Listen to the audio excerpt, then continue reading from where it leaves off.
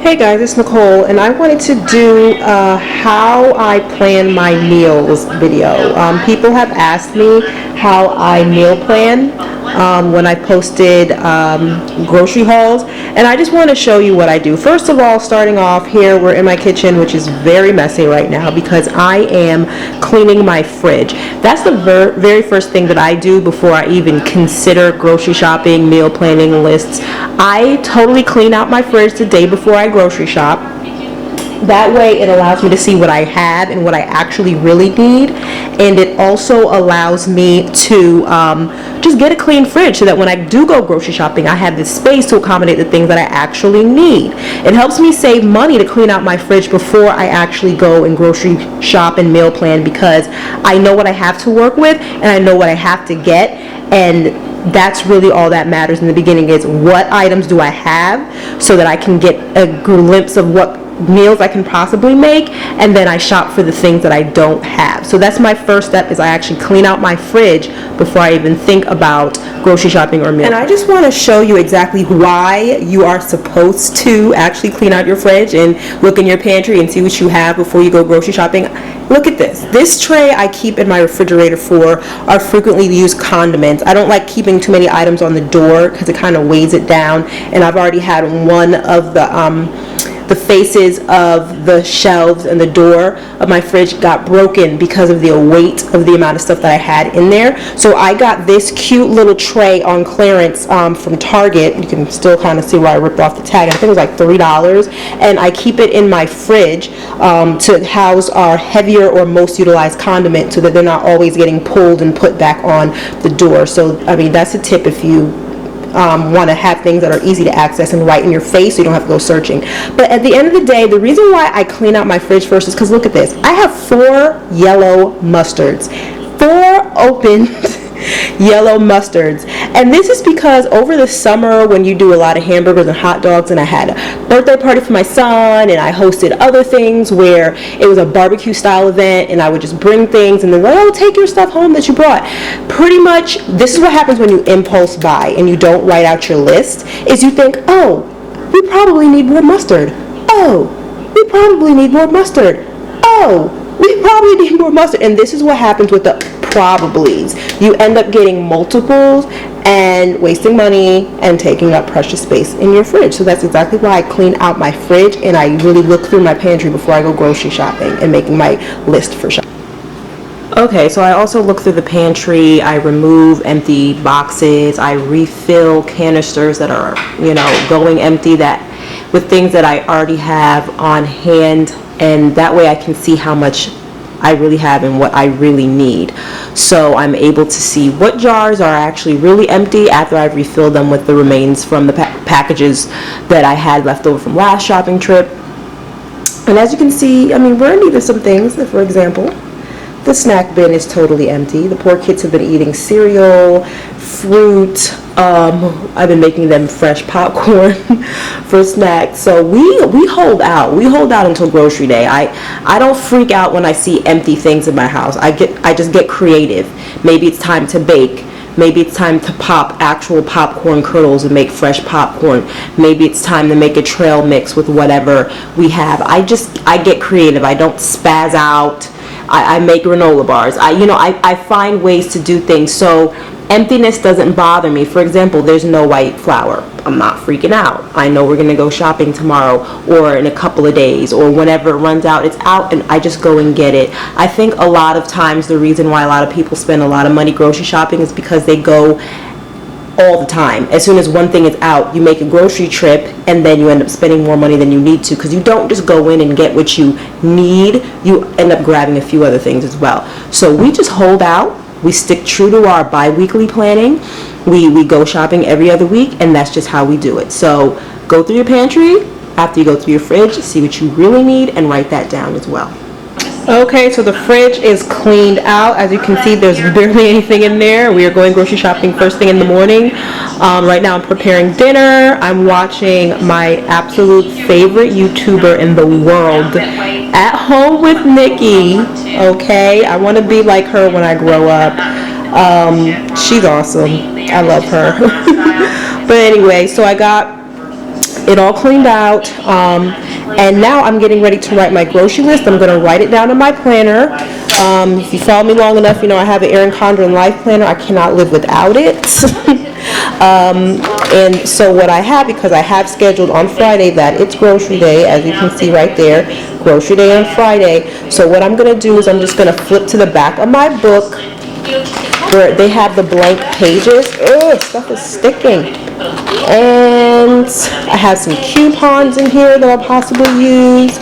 But this is my standard grocery list. I keep a standard grocery list to reference in the back of my planner because usually I kind of like go brain dead sometimes when I'm looking through my pantry and my fridge and I might miss something. So what I do is I just keep a standard, things that we always get, and the stores that we get it from. Like specifically we go to Wegmans for kale, milk, fig bars, juices. The ginger was a specific item that day, but these are the things I always usually get in the grocery store. So I reference that first just to make sure I don't miss anything, and then I jump into my fridge and pantry. So cleaning out my fridge, I realize what I do need, and I'm going to look through this list, and then I'm going to go through my pantry and write a list specifically for tomorrow's shopping.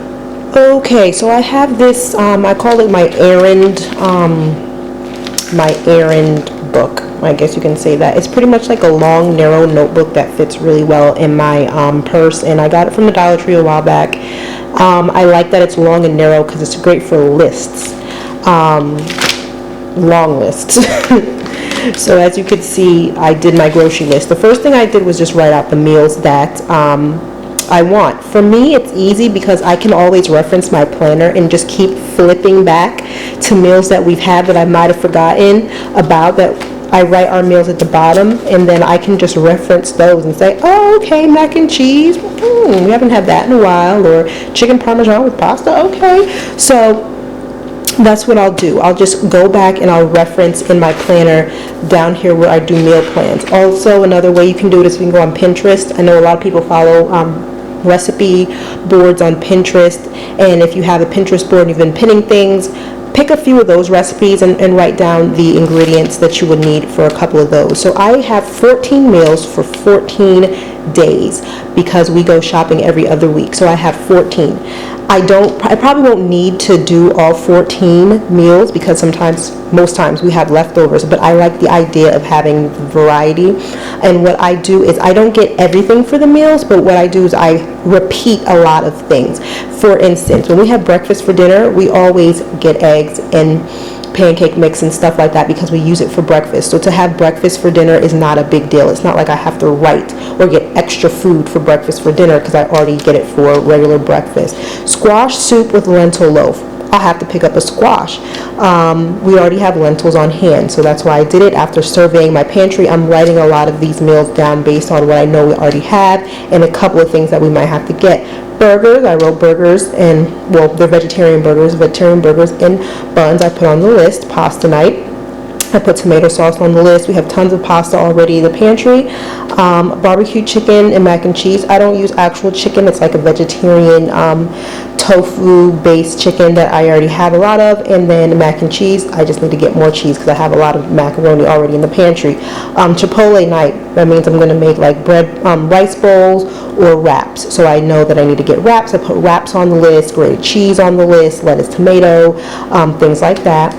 Fish and asparagus with quinoa. We have a lot of quinoa already. I know I have to pick up asparagus and get fish. Caribbean night, rice and peas, jerk tofu, etc. I put tofu on the list, and some canned beans. We already have rice on hand in the pantry. Sausage and peppers on rolls. I make vegetarian sausage and it's gluten flour based, so I wrote gluten flour on the list because that's something that I'm going to need for that. Salmon cakes and grits. I already have canned salmon. I put grits on the list. I think it's on the other page because we need grits for breakfast and we'll already have grits. And collard greens. I put collard greens on the list. Greens. Fish tacos. I already have fish on the list. So with the wraps that we might have used for Chipotle night, I can get a little extra so I can do fish tacos later on. Teriyaki tofu with egg fried rice, already getting eggs. and I already always get tofu, and with rice and broccoli. So I'm pulling from what I know I have in my pantry and then adding the things that I don't have on my list here. And even if we don't actually use these meals, I know that I can reference them next time I go shopping and see if I still have those items, and then I'll just pull from here for recipes that we actually didn't get to this time around. So that's what I do. So pretty much my list is done, my meals are done. If I want, I can go over to my planner and just start writing them in and assigning these meals to specific days in the month of November if I like, and just go ahead and start planning ahead for that. Or I can just keep them in my book and then pull them from there when I'm ready.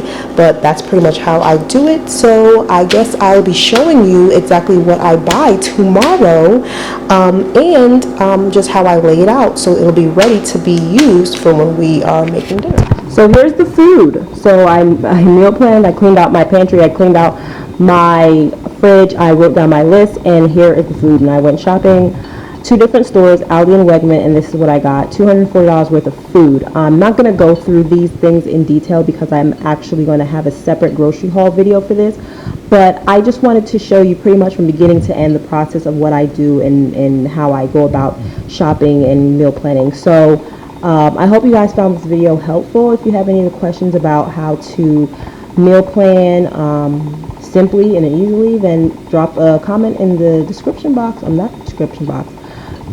Then drop a comment in the comment box. Okay, guys, bye.